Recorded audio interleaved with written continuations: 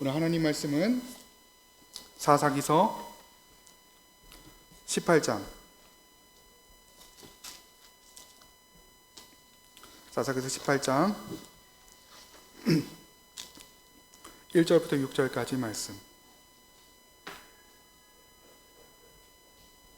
사사기서 18장 1절부터 6절까지 말씀.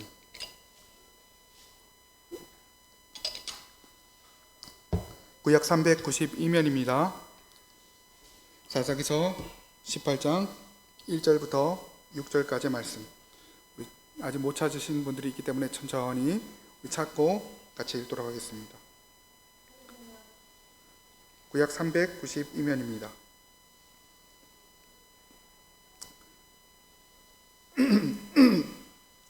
(1절부터 6절) 같이 읽겠습니다. 시작. 그때에 이스라엘의 왕이 없었고 단 지파는 그때 거주할 기업의 땅을 구하는 중이었으니 이는 그들이 이스라엘 지파 중에서 그때까지 기업을 분배받지 못하였습니다. 단 자손이 소라와 에스타올에서부터 그들의 가족 가운데 용맹스러운 5사람을 보내어 땅을 정탐하고 살피게 하며 그들에게 이르되 너희는 가서 땅을 살펴보라 하매 그들이 에브라임 산지에 가서 미가의 집에 이르러 거기서 유숙하니라. 그들이 미가의 집에 있을 때 그 레위 청년의 음성을 알아듣고 그리로 돌아가서 그에게 이르되 누가 너를 이리로 인도하였으며 내가 여기서 무엇을 하며 여기서 무엇을 얻었느냐 하니 내가 그들에게 이르되 미가가 이러이러하게 나를 대접하고 나를 고용하여 나를 자기의 제사장으로 삼았느니. 5절과 6절 크게 있습니다. 시작. 그들이 그에게 이르되 청하간대 우리를 위하여 하나님께 물어보아서 우리가 가는 길이 형통하는지 우리에게 알게 하라 하니 그 제사장이 그들에게 이르되 평안히 가라 너희가 가는 길은 여호와 앞에 있느니라 하니라. 아멘.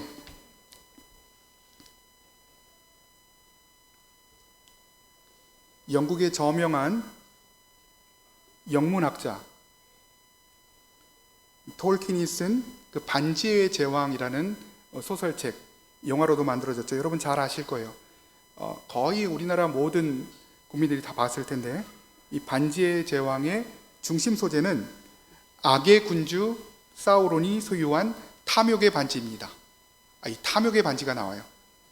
이 반지의 힘이 얼마나 강력한지 아무리 선한 의도를 가진 사람이라 할지라도 이 반지를 끼게 되면 그 마음 가운데에서 절실한 갈망이 막 나오게 된다는 것이죠. 그리고 그것이 우상으로 증폭되어 버린다는 것입니다. 다시 말해서 그 반지가 자신의 삶에서 가장 강한 욕망을 절대화시킵니다. 누구에게나 그 욕망이라는 것이 있죠. 저와 여러분에게는 어떤 욕망이든 그 욕망이 있을 텐데 그 욕망을 극대화시켜서 절대화시켜서 다른 모든 도덕적 가치들이 전복되어지는 것, 그것이 바로 이 반지, 탐욕의 반지라는 것이죠. 우리가 처음에는 단지 좋아 보일 뿐이었는데 어느샌가 그것이 우리 삶의 최고의 가치가 되어버린다는 것입니다. 마치 반지를 끼었을 때 그 탐욕이 증폭되어지는 것처럼 우리 삶의 어느 순간인가 그것이 최고의 가치관이 되어버린다는 것이죠. 모든 가치관, 모든 선함을 짓밟고 군림하는 것, 우리가 삶 속에서 늘 경험하며 살아가는 것입니다. 이 시대가 숭배하는 돈과 권력과 명예와 그리고 문화와 종교에 이르기까지 사람들의 마음속에 절대 가치이자 우상이 자리 잡고 있다는 것이죠. 오늘 여러분의 마음속에는 어떤 가치들이 있습니까? 어떤 우상들이 있습니까? 내가 하나님보다 더 사랑하는 것, 이것이 있으면 내 삶이 안정적일 거야, 내가 이것을 따라가면 평안할 거야 라고 생각하는 어떤 가치관들이 오늘 여러분 가운데 있습니까? 오늘 본문인 사사기 18장은 그때에 라는 말로 시작하고 있습니다. 그때에 이스라엘의 왕이 없었고 그때에 이스라엘의 왕이 없었다는 거예요. 이 말의 뜻이 무엇입니까? 앞에서 우리가 살펴본 것처럼 그 당시 이스라엘 백성들은 인생의 목적과 방향을 상실했습니다. 마치 오늘을 살아가는 우리처럼 인생의 목적과 방향을 상실하고 그저 하루하루를 살아가고 있는 모습들이 오늘 사사기의 백성들의 모습이라는 거죠. 그런데 그러한 상실을 회복시켜줄 인생의 모델이 없었다는 것입니다. 인생의 모델이 없었다는 것. 내가 따라갈 모델이 있으면 그 모델을 따라가고 싶은데 그 모델이 없다라는 것입니다. 그리고 바르게 이끌어줄 지도자도 없는 시대가 바로 오늘 사사기의 시대였다는 것입니다. 오늘 우리가 살아가고 있는 이 시대도 마찬가지죠. 우리의 이런 상실감을 회복시켜줄 그런 모델도 없고, 우리를 온전히 붙잡아줄 그런 지도자도 없는, 나의 삶에 누군가가 통제를 걸어줬으면 좋겠는데 아무도 나의 삶에 통제를 걸어주지 못하는, 내 마음대로 내 뜻대로 내가 하고 싶은 대로 그저 그렇게 살아가고 있는 시대, 그 시대가 바로 오늘 우리가 살아가고 있는 이 시대라는 것입니다. 오늘 본문은 지난주에 이어서 하나님에 의해서 세워지지 않고 사람에 의해서 고용된 제사장과 단지파라는 지파의 이야기를 중심으로 전개되어지고 있습니다. 여러분, 본문의 단지파는 여호수아의 가나안 정복 이후에 많은 시간이 흘렀지만 아직 거주지를 얻지 못하고 있습니다. 많은 시간이 흘렀는데 아직 거주지를 얻지 못하고 있는, 그래서 거주할 지역을 찾는 중이다라고 성경은 기록하고 있습니다.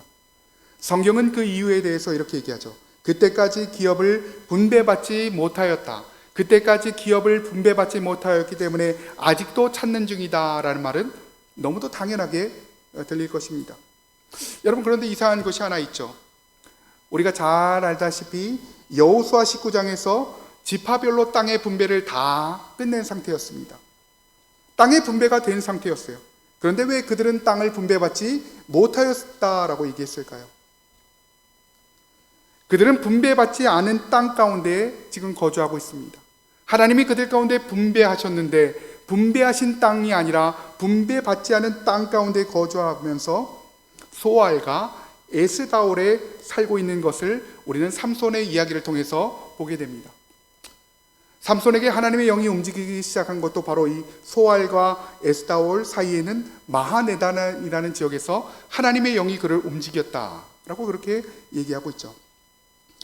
여러분, 원래 단지파가 분배받은 땅은, 하나님으로부터 분배받은 땅은 어떤 땅이었냐면은 아모리 족속이란 땅이 점령하고 있는 땅이었습니다. 그들은 거칠었습니다. 이스라엘 백성들이 단지파가 내려오는 것들을 그들이 허락하지 아니하였다라고 성경은 기록하고 있죠. 그래서 그들은 단지파는 그곳에 들어가지 못하였고 대신 한 발 물러나 소알과 에스다올, 원래 분배받은 땅이 남쪽 지역 가운데 있었습니다. 그리고 그 옆에 보면 소알과 에스다올이라는 지역이 있는데 새로운 정착지를 찾으면서 그곳에 임시적으로 거주하고 있는 상태였습니다.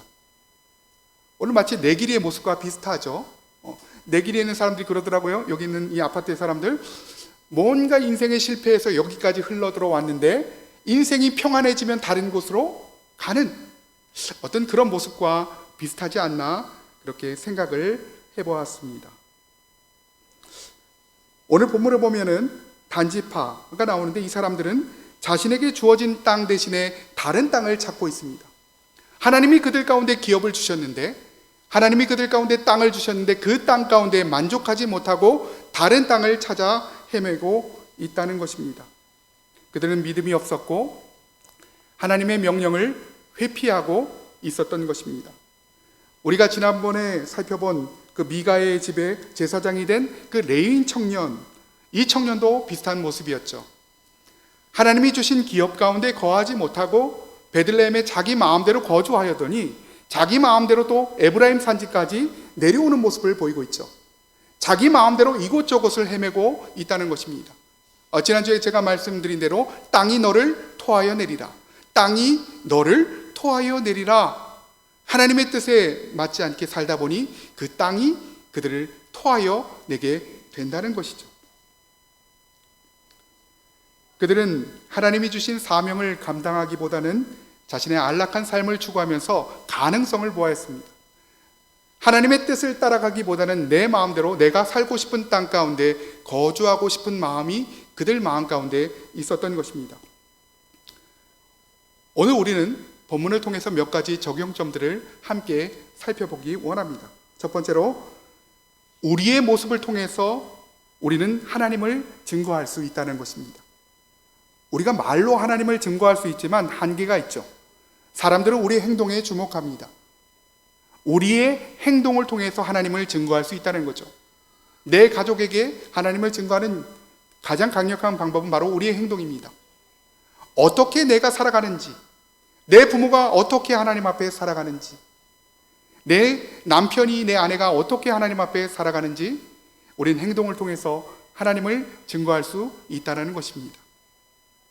오늘 본문에 나오는 단지파 사람들과 레위인들은 그렇지 못하였다는 것이죠. 그들의 공통점은 하나님이 주신 땅 가운데 만족하지 못하고 내가 땅을 찾아 헤매고 있는 모습들이 오늘 본문 가운데 기록이 되어져 있는 것입니다. 오늘 본문 2절을 함께 한번 살펴보면 우리 같이 한번 읽겠습니다. 시작. 단 자손이 소라와 에사울에서부터 그들의 가족 가운데 용맹스러운 5사람을 보내어 살피게 하며 그들에게 이르되 너희는 가서 땅을 살펴보라 하매 그들이 에브라임 산지에 가서 미가의 집에 이르러. 여러분, 지금 단지파는 하나님이 주신 그 분배된 땅에 거하지 못하고, 왜요? 왜 분배된 땅에 거하지 못했습니까? 대적이 너무 강했다는 거예요. 아모리 족속이 너무 강했다는 것입니다. 대적이 너무 강했기 때문에 하나님이 명령하신 분배된 땅에 거하지 못하고 이 소알과 에스다올에 거주하고 있는 모습을 보이고 있다는 것입니다. 좀 더 편하고 안전한 삶을 추구했던 것이죠. 그들은 결국 5명의 정탐꾼을 보내어 자신들이 살만한 곳을 알아보고 있습니다. 이곳에 가면 내 삶이 조금 더 평안하지 않을까, 자신의 삶을 평안해 줄 곳을 살피려 하고 있다는 것입니다. 여러분, 본문을 보면 길을 떠난 단지파의 정탐꾼들은 우연히 에브라임 산지에 있는 미가의 집에 도착을 하게 됩니다. 이렇게 해서 우리 17장 가운데 미가와 제사장의 얘기가 나왔죠. 그리고 18장에 단지파 얘기가 나오는데 이 두 이야기가 합쳐지고 있다는 것입니다. 17장 가운데 나오는 미가의 어머니와 미가의 범죄, 그리고 이것이 제사장의 범죄와 합하여져서 또한 이 단지파의 범죄로 이어지게 되고 있다는 것입니다. 여러분, 3절을 보면 정탐꾼들은 미가의 집에 있을 동안 레위인 청년의 음성을 듣게 됩니다. 그리고 그들은 레위인 청년의 말투가 조금 이상하다는 것을 알게 되죠. 여러분, 이것이 이런 것과 비슷합니다. 우리가 지금은 대부분 이제 수도권에 사는 분들만 이 자리 가운데 모였는데 경상도 사람이 이곳에 오면은 우리가 알 수 있을까요? 없을까요? 알 수 있다는 것이죠. 이 사람 경상도 사람이구나. 전라도 사람이 오면 우리가 알 수 있습니다.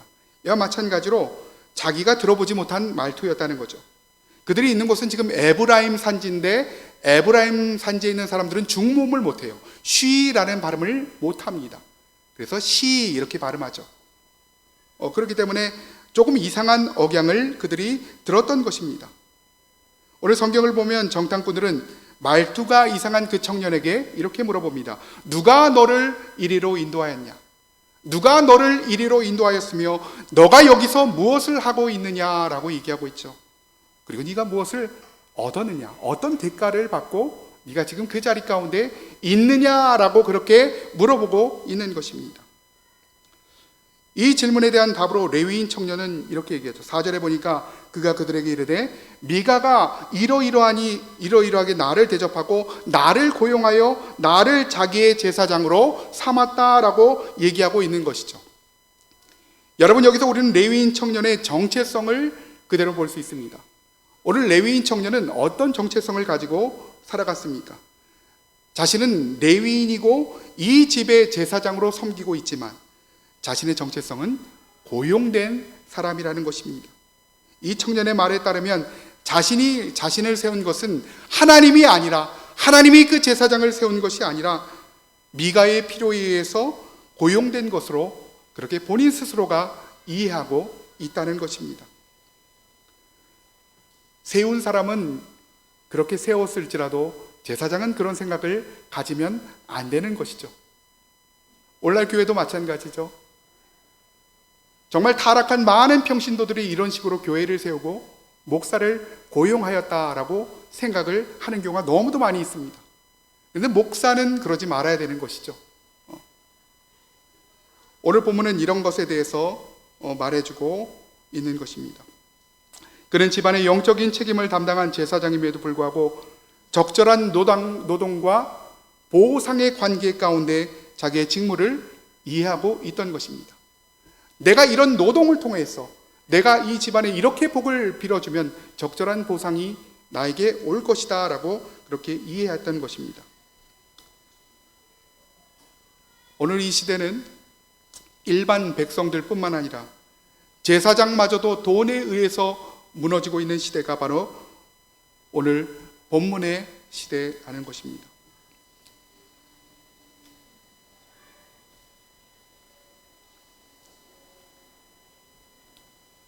오늘 본문 5절을 보면은 이 정탐꾼들은 그 청년이 미가의 제사장이라는 것을 알게 된 후 한 가지 청을 하게 됩니다. 5절 말씀 보니까 같이 한번 읽어보겠습니다. 5절 말씀 시작. 그들이 그에게 이르되 청하건대 우리를 위하여 하나님께 물어보아 우리가 가는 길이 형통할는지 우리에게 알게 하라. 지금 그들의 마음은 불안한 마음 가운데 있었던 것이죠. 단지파에게 원래 주어진 땅은 어디라고 했습니까? 아모리 족속이 있는 그 남쪽에 있는 땅이라고 했습니다. 하나님의 명령에 따라 살아가지 못할 때 내 마음 가운데 불안한 마음들이 생기게 된다는 것이죠. 내 운명은 어떻게 될까? 이 불안한 마음 가운데 누가 시켜서 이곳 가운데 오기는 했지만 그 불안한 마음들이 그 마음 가운데 넘쳐났던 것입니다. 우리는 하나님의 뜻 가운데 살지 못할 때 두려움 가운데 살아가게 되죠.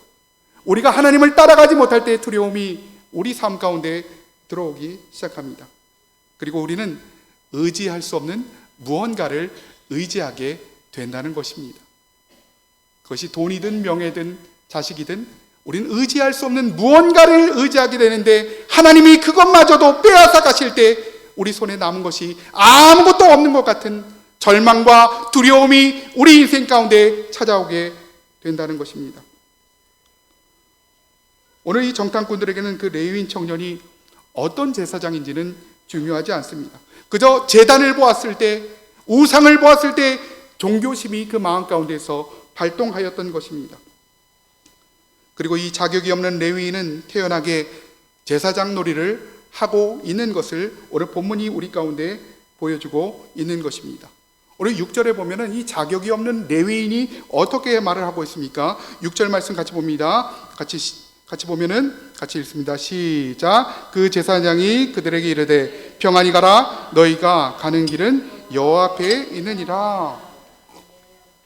평안히 가라. 너희가 가는 길은 여호와 앞에 있니. 아멘할 부분이 아닌데 평안히 가는 길은 여호와 앞에 있느니라.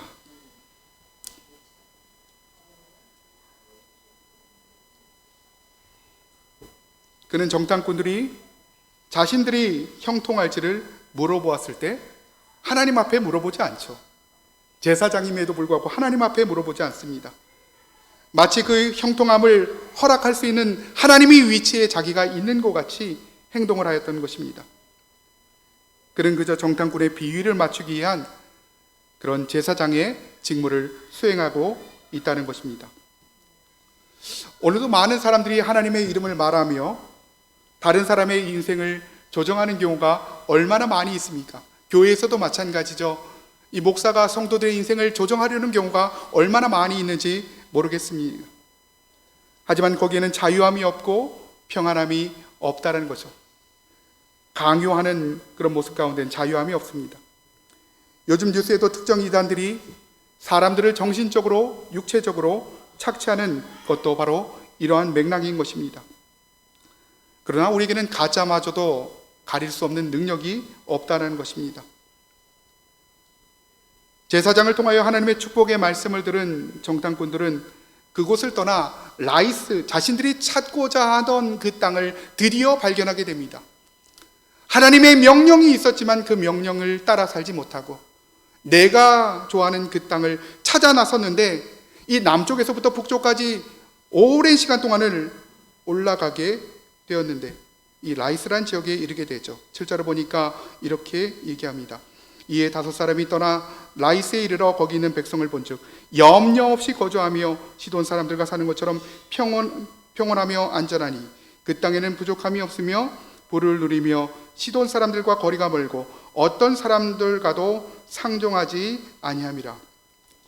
지금 그들이 선택한 땅은 하나님으로부터 분배받은 땅과는 비교할 수 없을 정도로 평안해 보였다는 것입니다. 내가 하나님을 떠나서 내 마음대로 인생길을 걸어가고 있는데 내 눈앞에 어떤 땅이 보이게 되는데 하나님이 주신 것하고는 비교할 수 없을 정도의 너무도 평안함이 있다는 것이죠. 때로는 하나님의 뜻을 떠나 내 마음대로 향한 그곳이 너무도 평안해 보일 때가 있다는 것입니다. 그러나 그것은 잠시일 뿐이죠. 그들은 그 땅의 평안함과 안전한 모습을 보며 감격해합니다. 아, 내 선택이 옳았다. 하나님이 주신 그 땅은 너무도 위험한 땅이었는데 내가 그 땅을 떠나 내 마음대로 여기까지 왔는데 내 선택이 옳았다라고 그렇게 감격해하고 있는 것이죠. 여러분, 마치 우리들의 모습과 비슷하지 않습니까? 하나님이 주신 부담과 하나님이 주신 사명이 있는데 그 사명을 잊어버리고 내 마음대로 내 뜻대로 예배를 무너뜨리고 사명을 무너뜨리고 살아가는데 너무도 평안하다는 것이죠. 아무 일도 일어나지 않는 것처럼 보입니다. 그러나 내 영혼은 병들어가고 있고 내 가족의 영혼은 병들어가고 있는 것입니다. 오늘 이것이 바로 우리 삶의 위기라는 것이죠. 그리고 그들은 그들만 멸망할 뿐만 아니라 자신들의 지파에 돌아가서 이 라이스란 땅을 차지해야 되는 이유를 이렇게 설명하고 있습니다. 10절에 보니까 너희가 가면 평화로운 백성을 만날 것이요 그 땅은 넓고 그곳에는 세상에 있는 것이 하나도 부족함이 없느니라. 하나님이 그 땅을 너희 손에 넘겨주셨다라고 그렇게 얘기하고 있습니다. 정탐꾼들은 단지파 사람들에게 이 전쟁은 하나님의 뜻이다라고 자신들의 확신을 얘기하고 있다는 거죠. 하나님이 반드시 승리를 주실 것이다. 그런데 여러분, 이 근거가 무엇입니까? 바로 자격 없는 제사장이 한 신탁 때문이었다는 거죠. 이 레위인 청년이 하나님 앞에 물어봤다는 거예요. 하나님 앞에 음성을 들었다는 것입니다. 하나님 앞에 물어봄도 없이 자격이 없는 사람이 하나님 앞에 들은 것처럼 한 얘기를 그대로 듣고 너희들도 평안할 것이다. 내가 내 마음대로 살아갔더니 내 인생이 평안한 것처럼 내 자녀들의 인생도 평안할 것이다. 내가 하나님의 뜻을 따라 내 마음대로 살아갔는데 아무 일도 일어나지 않았다. 너희는 주일날 교회에 가지 않아도 된다. 너희는 하나님을 믿지 않아도 된다. 내가 살았더니 그렇다. 그래서 너희도 그냥 너희 마음대로 살면 돼 라고 말하고 있다는 것입니다. 누구에게도 모범이 되지 않는 인생입니다. 오늘 저와 여러분들이 그런 인생을 살아오진 않았을까요? 내 마음대로 내 뜻대로 하나님의 뜻을 떠나 살아가며 내 주변의 영혼들까지도 병들게 하는 삶. 어느 목사님 집에 아들 세 형제가 살았다고 해요. 그런데 어느 날 개 한 마리가 길을 잃고 집 앞에서 끙끙거리면서 앓고 있습니다. 그래서 집으로 뛰었습니다. 그래서 그 형제는, 이 삼형제는 개에게 먹이를 주면서 한동안을 데리고 있었다는 것입니다. 그런데 주인이 나타나지 않는 것이었습니다. 오랜 시간이 흐르게 됩니다. 가족같이 되었습니다. 이 목사님도 개에게 세 아들과 같이 정이 들었다고 합니다. 그러던 어느 날 마을 신문을 보니까 개를 찾는 광고가 나오고 있다는 것입니다. 우리 개 얘기하니까 갑자기 눈이 동그래지시는데, 개를 찾습니다. 특히 꼬리에 흰털이 3개가 난 개를 찾습니다 라고 이렇게 얘기를 하는 것이었습니다. 목사님이 이 광고를 읽고 집에 와서 자신이 그토록 애지중지하던 그 개를 쳐다보니까 꼬리에 흰털이 3개가 나 있던 것입니다. 드디어 주인이 나타난 것이죠. 이 목사님은 심하게 갈등합니다. 이 개를 돌려주면 내 아들이 너무도 실망할 텐데 갈등하게 된다는 것입니다. 그래서 개를 지키고 싶었습니다. 그리고 결국 목사님은 개의 꼬리에서 흰털 3개를 뽑아버립니다. 그리고 며칠 뒤에 이 개의 주인과 마주치게 되었는데 이 개의 주인이 이 개를 데리고 가려는 거예요. 그러니까 이 목사님이 증거가 있느냐라고 얘기하니까 꼬리를 보니까 없는 거죠. 결국 주인은 증명을 하지 못하고 그냥 돌아갔다는 것입니다. 그래서 이 목사님은 개를 빼앗기지 않고 계속 그 개를 데리고 살게 되었다. 너무도 해피한 스토리죠. 그런데 그 후에 오랜 세월이 지나서 목사님이 돌아가시기 전에, 임종 직전에 이 일을 회고하게 됩니다. 그는 이렇게 얘기했다는 거예요. 나는 그때 개를 지킬 수 있었지만 우리 아이들은 지킬 수 없었습니다. 그 일이 있은 후에 아이들은 더 이상 절대로 아버지가 무슨 말을 해도 믿지 않게 되었습니다. 좀 많은 것들을 생각하게 하는 그런 예화입니다. 오늘 우리가 그리스도인의 사람이지만, 오늘 우리가 하나님의 자녀이지만, 우리가 어떤 말을 전했을 때 사람들에게 정말로 통하지가 않는다라면 우리 자신들의 모습을 돌아봐야 된다는 것이죠. 오늘 바울은 고린도후서 2장 14절 가운데 이렇게 얘기합니다.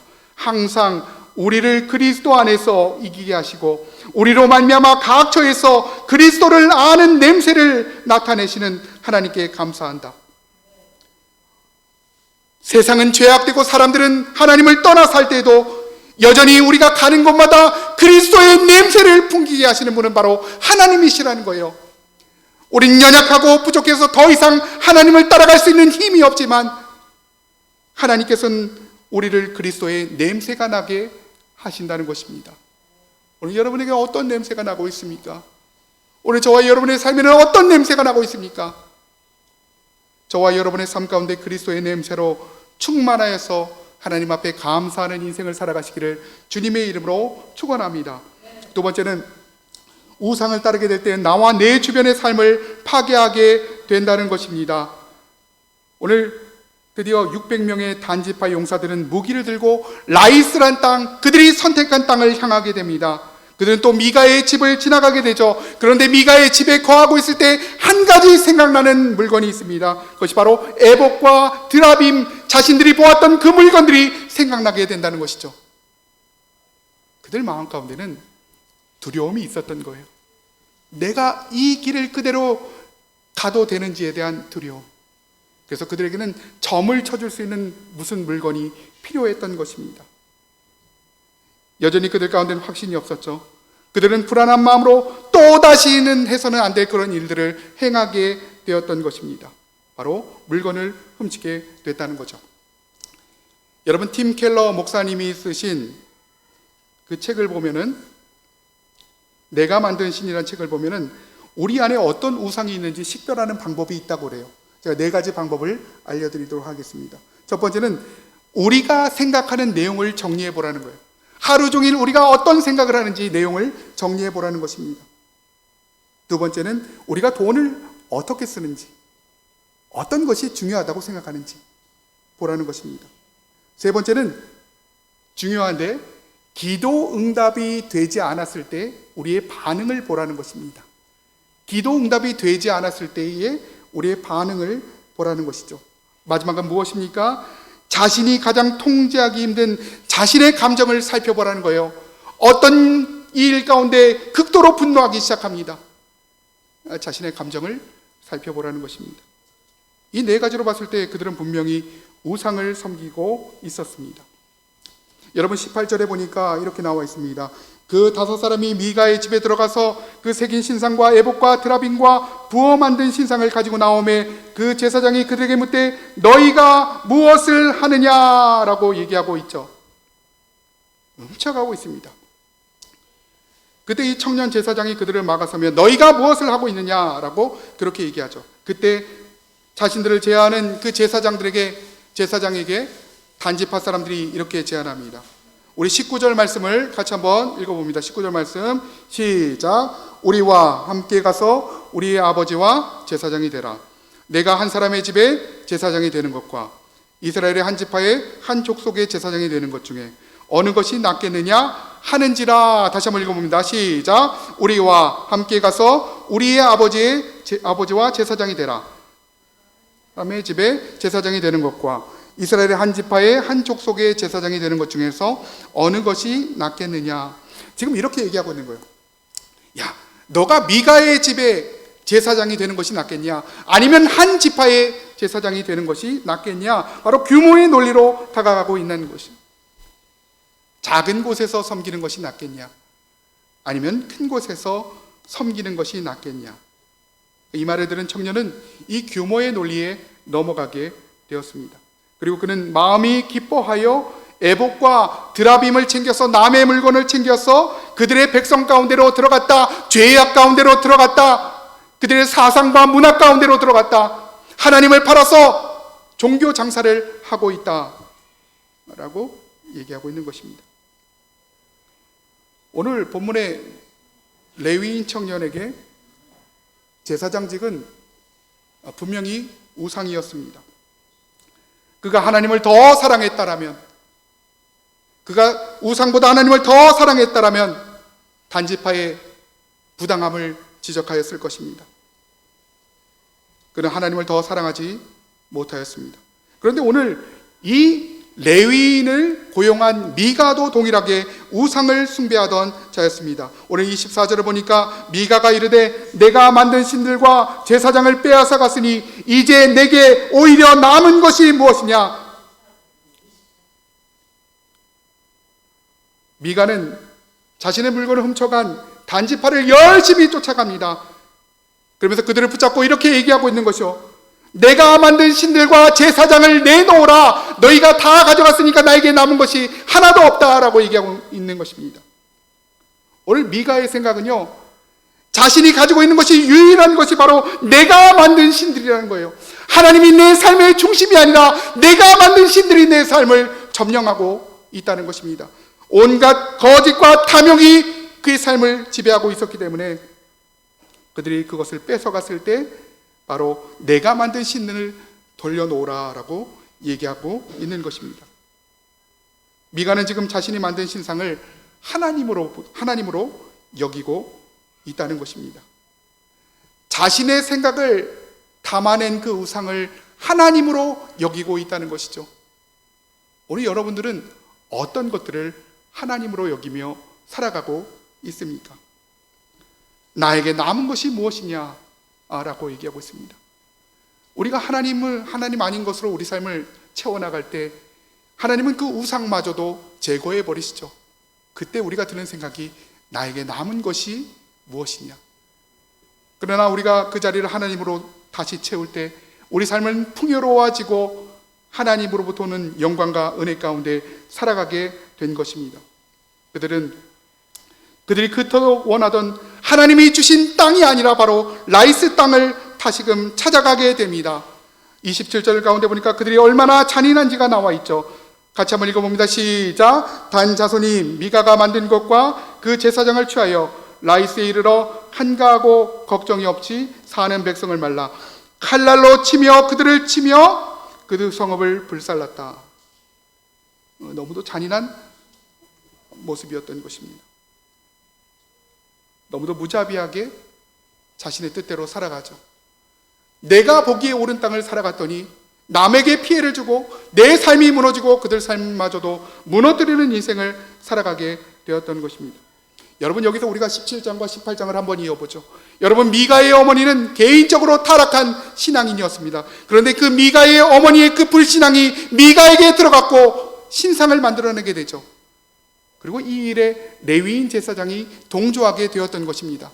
그리고 이 레위인 제사장은 이 단지파의 유혹에 넘어가서 이 단지파의 제사장이 되었고 그들의 부역자가 되었던 것입니다. 이 일로 말미암아서 이스라엘 전체가 큰 혼란을 겪게 된 것이죠. 오늘 저와 여러분의 작은 타락으로 말미암아, 작은 실수로 말미암아 내가 하나님 앞에 온전히 살아가지 못할 때 그 실수를 통하여서 얼마나 많은 파급 효과가 우리 삶 가운데, 우리 주변 가운데 일어나는지 알 수 없는 것입니다. 오늘 본문에 나오는 사람들처럼 우리는 우리가 만든 우상에 의해서 철저하게 무너지는 삶을 살아가고 있습니다. 오늘 말씀을 정리하도록 하겠습니다. 요즘 부모님들은 아이들에게 스포츠를 한두 가지 이상은 시킨다는 것 같아요. 며칠 전에도 우리 김경미 지사님 집에 우리 목사님하고 같이 방문했잖아요. 그때 보니까 태권도 한 사진이 있더라고요, 아이들. 저희도 아이들에게 태권도를 시킵니다. 아이들에게 이 스포츠를 시키기 위해서 우리는 많은 시간들을 할애합니다. 그리고 돈도 할애하죠. 하지만 대부분의 부모들의 생각은 이렇습니다. 이 아이가 커서 태권도 선수가 될 거야, 아니면 프로 선수가 될 거야 라고 기대하는 사람들은 별로 없을 것입니다. 보통 사람들은 이 스포츠가 단순한 삶의 일부다라고 그렇게 생각을 하는 것입니다. 이 삶의 중심은 될 수 없다라는 것이죠. 그런데 우리가 믿는 신앙이 바로 이런 신세가 되어 버렸다는 것입니다.